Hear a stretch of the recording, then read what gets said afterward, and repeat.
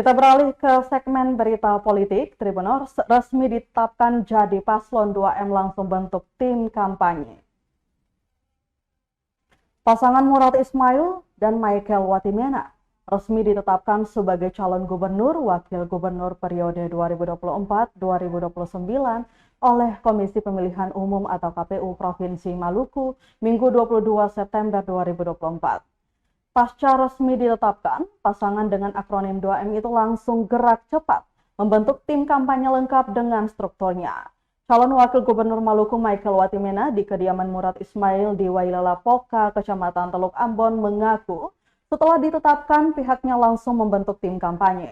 Dikatakan tim tersebut dinamakan Tim Pemenangan Kampanye Koalisi atau PKK Maluku Maju dan ditetapkan berdasarkan. Download Tribun X sekarang, menghadirkan lokal menjadi Indonesia.